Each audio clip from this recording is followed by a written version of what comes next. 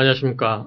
이번 시간에는 지배구조, 회사 주식회사에서 지배구조 마지막 기관인 감사와 감사위원회에 대해서 살펴보도록 하겠습니다. 지금까지 주주총회, 그 다음에 이사, 이사회, 대표이사 이런 것에 대해서 살펴봤고, 이번에는 이제 감독기관, 감사기관이라 할 수 있는 그러한 감사와 감사위원회에 대해서 살펴보도록 하겠습니다.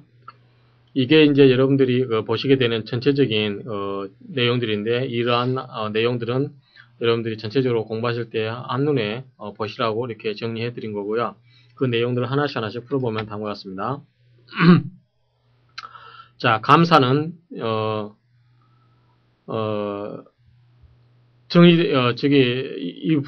이 부분들은 정리되어 있는 내용인데, 간략하게 먼저 설명드리자면, 감사라고 하는 것은 이사의 업무 집행과 회계, 즉 업무 집행과 회계를 감사할 수 있는 권한을 가진 주식회사의 필요 상설 기관이다. 필요라는 것은 반드시 있어야 된다는 거고, 상설은 계속 설치되어 있어야 된다는 뜻입니다. 설치되어 있다고 해서 그 상설기관에서 무조건 그 감사가 맨날 회사에 나가야 된다는 뜻은 아니고, 감사라는 그러한 감사라고 하는 기관은 항상 있어야 된다라고 하는 뜻입니다. 감사의 선임은 주주총회에서 선임을 하는데, 다만 감사는 회사의 업무 집행하는 사람들을 견제하는 겁니다. 그렇기 때문에 업무 집행을 주로 누가 하게 되죠?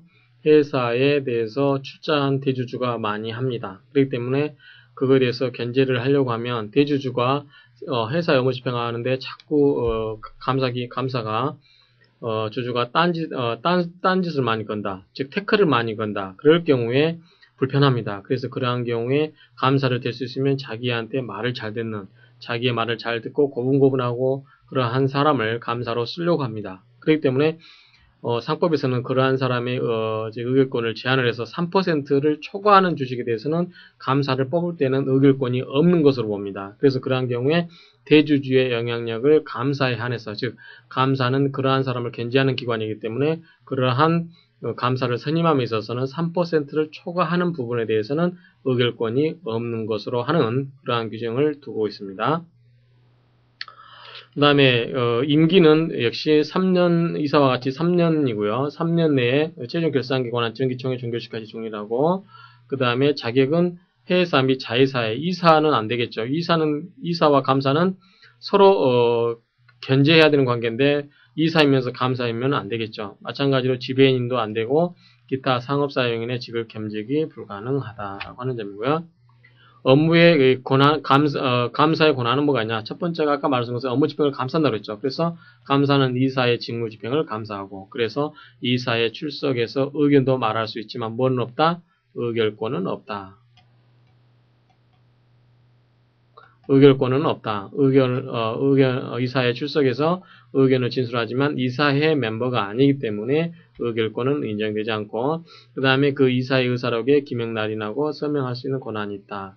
그 다음에 업무를 집행하기 위해서, 감사를 하기 위해서 영업보고를 요구할 수도 있고, 업무라든가 재산을 조사할 수도 있고, 그 다음에 필요한 경우에 주주들한테 이러한 사항을 알려서 현재 경영진들이 이러한 것을 부적합하다는 것을 알려주기 위해서 주주총회를 소집할 수 있는 권리도 있습니다. 그 다음에 자회사도 조사할 수 있는 권한이 있습니다. 기타 이제 해임에 관한 의견 진술권, 이사와 회사 간의 소유세 대표권인데, 이것은 나중에 이제 각종 소권을 포함해서 이런 것은 나중에 다 자세히 보도록 하겠습니다. 그래서 여러분들이 큰 그림만 지금 설명을 드린 거니까 그에 포인트를 맞추시면 되고요. 감사의 의무도 이제 여러분들 타이틀만 정확하게 위해서는 이제 서론 부분에서 이해를 하시라고 타이틀만 넣습니다.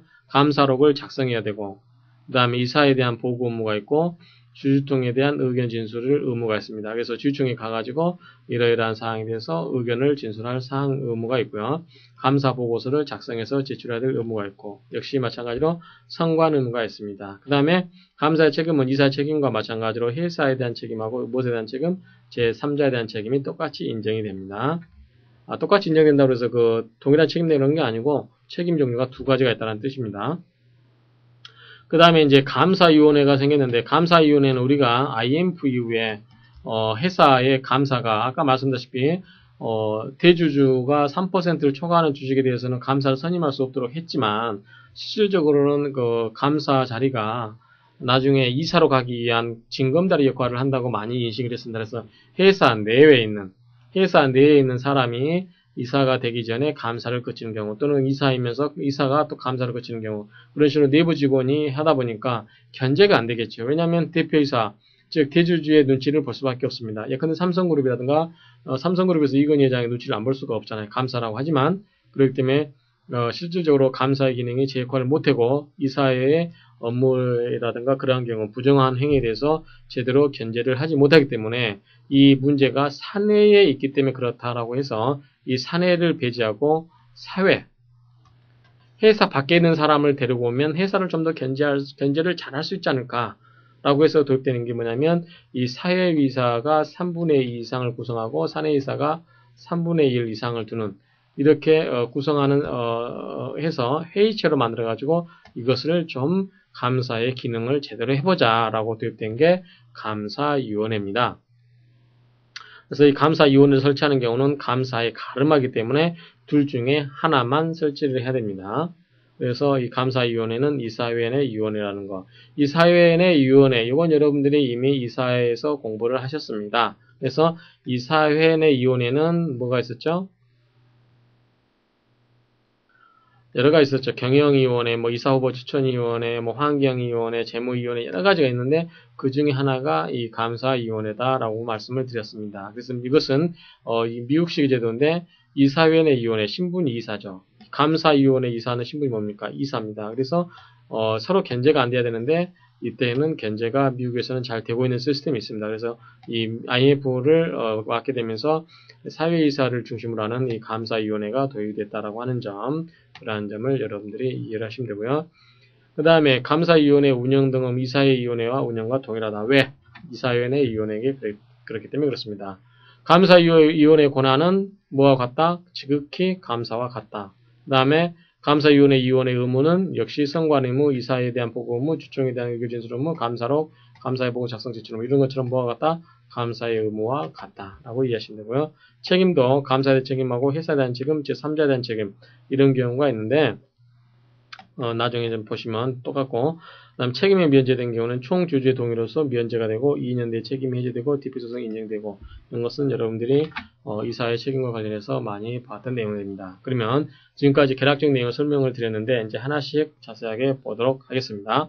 자, 그러면 감사가 뭐냐? 감사의 의의를 보게 되면 감사는 이사의 업무 집행과 회계를 감사할 권한을 가진 주식회사의 필요상설 기관이다. 이렇게 되어 있습니다. 자, 감사가 필수적인 기관이라는 점에서 유한회사의 감사는 임의적 기관입니다.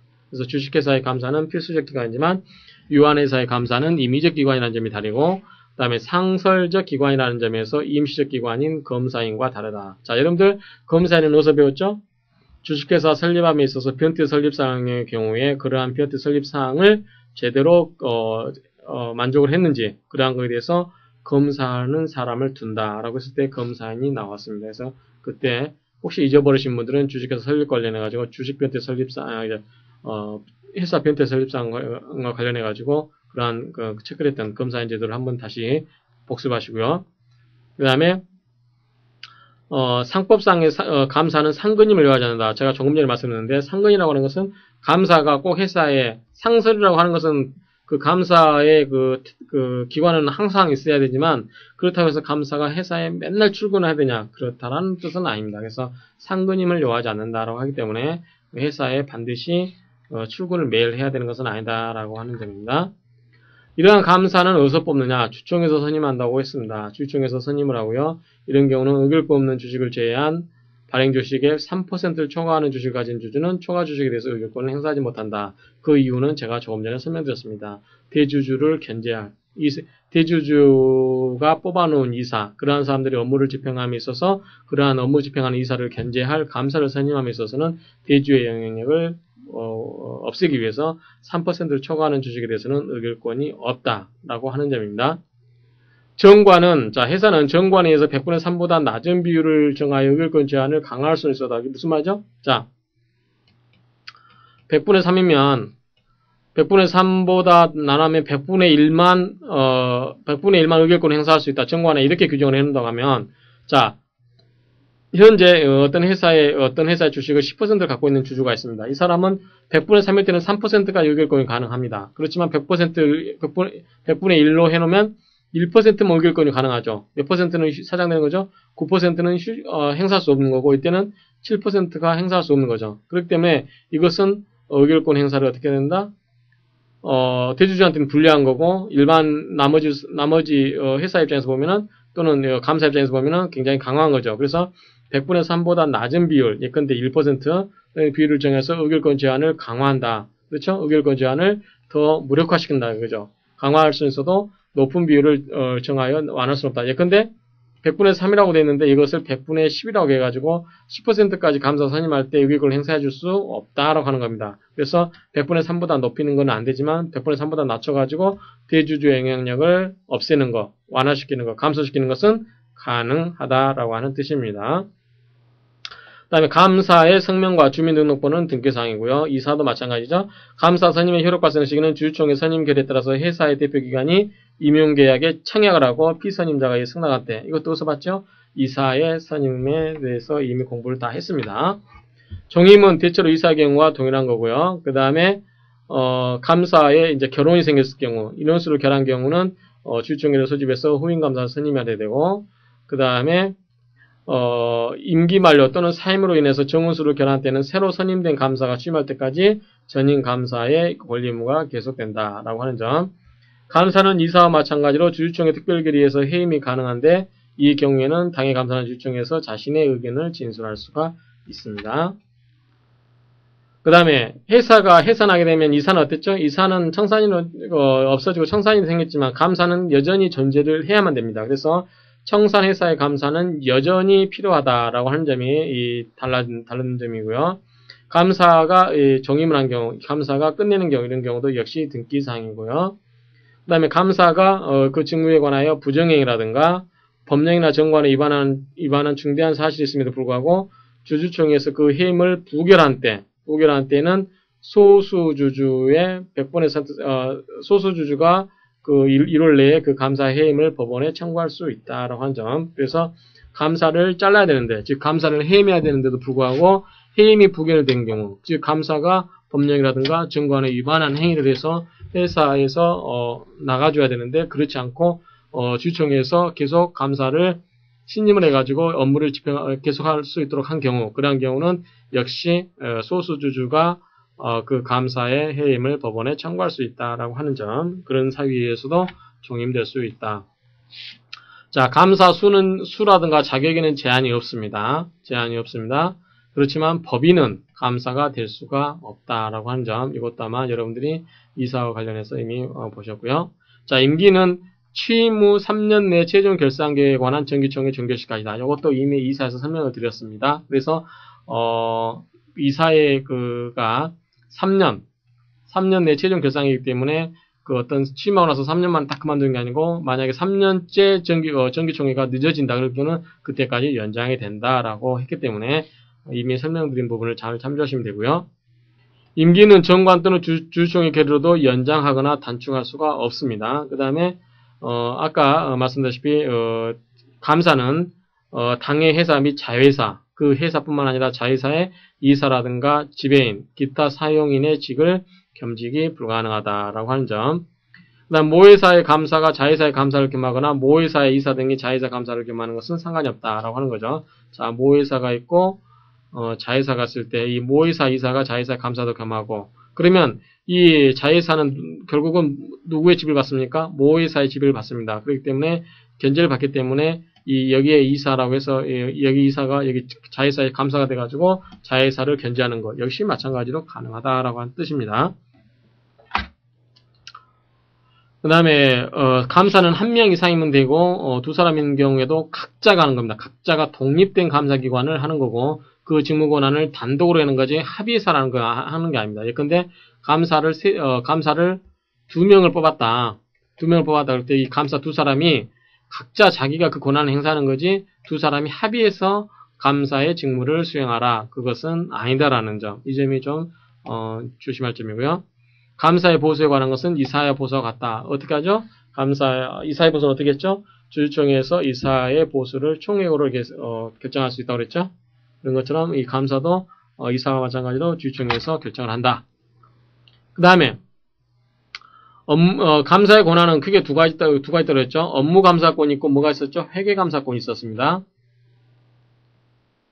자, 업무 감사권에 대해서는 이게 업무가 이사의 업무 집행을 감사하는데 이사가 법령이라든가 정관에 위반했을 경우에만 감사를 하느냐, 아니면 이러한 법령 정관뿐만 아니라 업무 집행 방법이 잘못됐다든지 그러한 업무 집행이 타당성이 있느냐라고 할 때 이 타당성 부분까지 감사를 하느냐에 대해서 학설이 나누고 있습니다. 그래서 법령 정관을 위반한 사항, 즉 법령이라든가 정관을 위반한 사항이 있는지 없는지 그것만에 대해서 감사를 하는 것을 적법성 감사라고 합니다. 자, 이것만 할 거냐? 아니면 더 나가지고 감사가 이사가 법령이라든가 정관에 위배되지 않지만 그 업무 집행 방법이 타당하냐?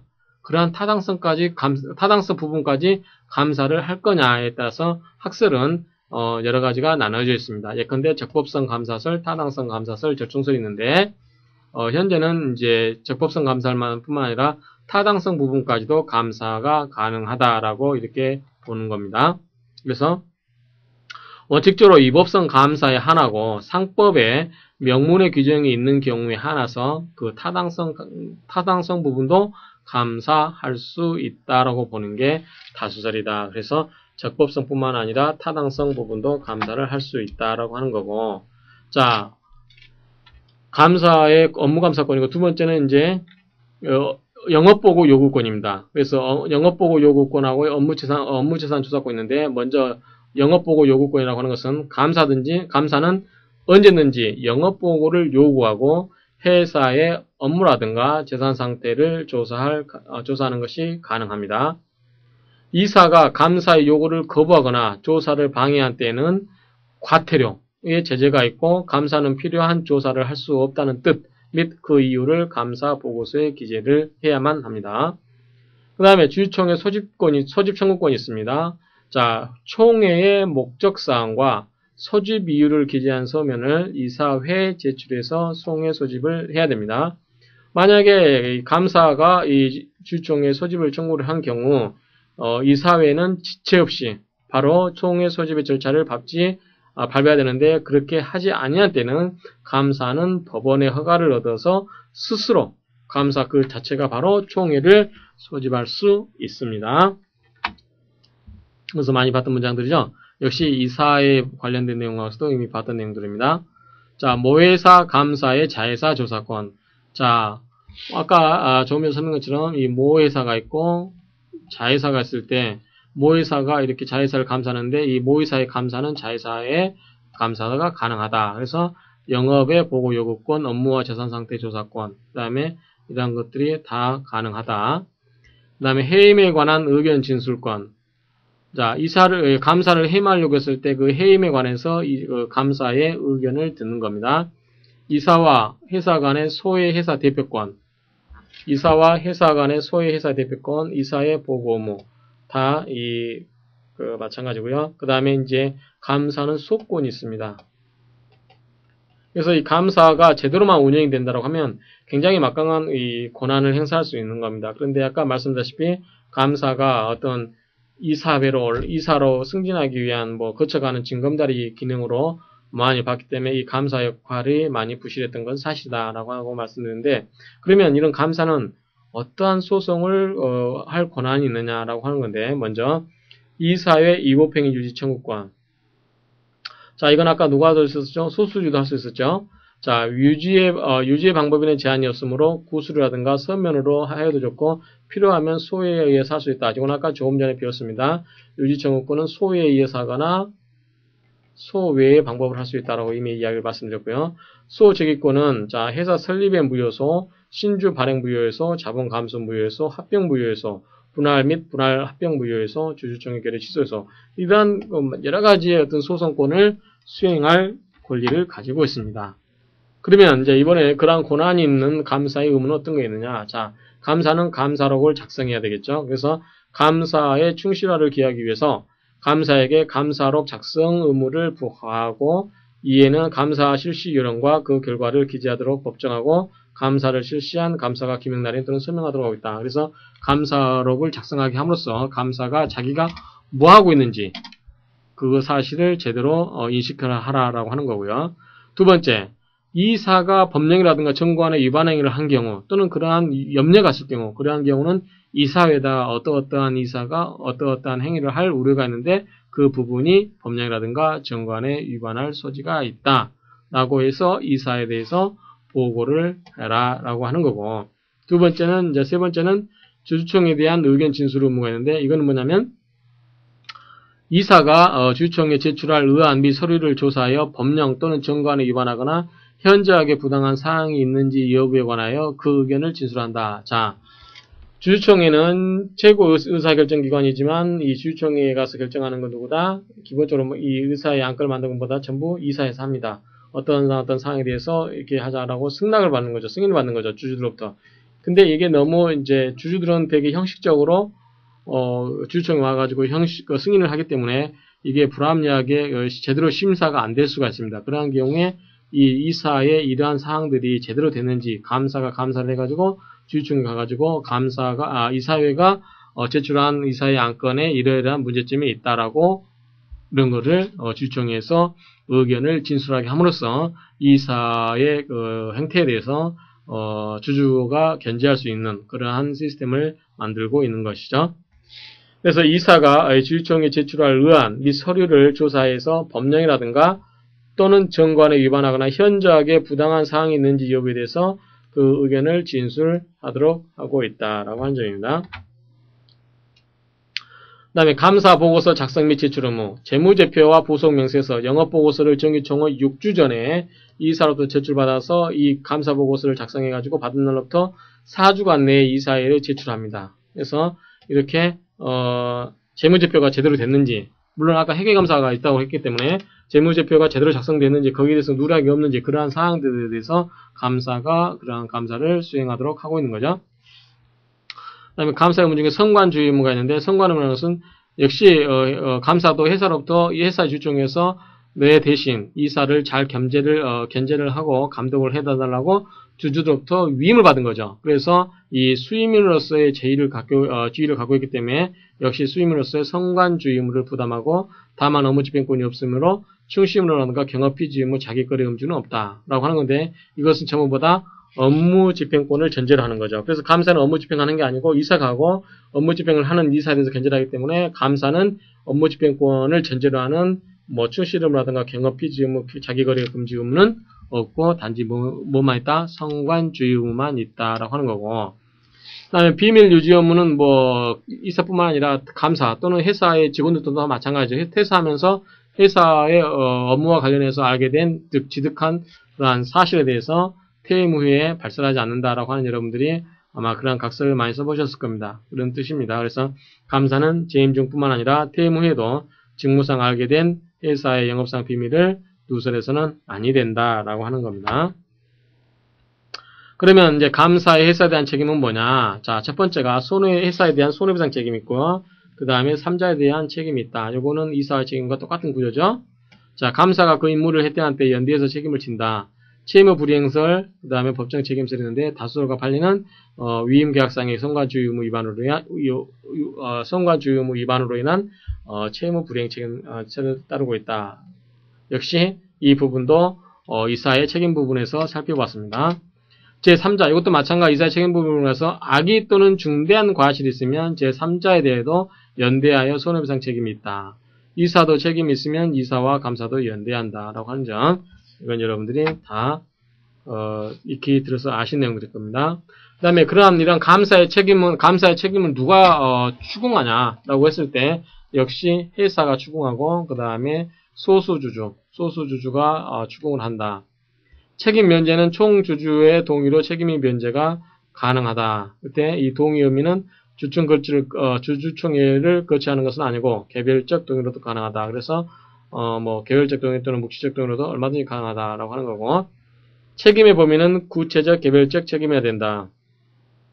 그다음 불법행위 책임에 이게 400조가 적용할 것이냐에 대해서 다수설과 판례는 부정설에 있다. 그래서 415조라든가 400조에 하면 총주주의 동의로 면제할 수 있는 감사의 회사에 대한 책임은 유임관계로 인한 채무불이행 책임이지 불법행위 책임이 아니므로 사실상 1인 주주라 하더라도 감사의 회사에 대한 불법행위 책임은 면제될 수 없다. 그래서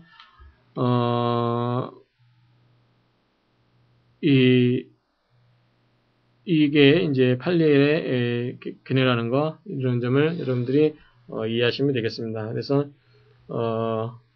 지금까지 이제 감사의 기능이 뭐고, 감사가 뭐고, 감사 기능이 뭐고, 감사의 권한과 의무가 뭐고, 책임이 뭔지 그런 거에 대해서 한번 살펴봤습니다. 그리고 그 뒤에 이제 감사를 가름하는 감사위원회에 대해서 살펴봤습니다. 그러면 지금까지 감사에 관한 강의를 마치도록 하겠습니다.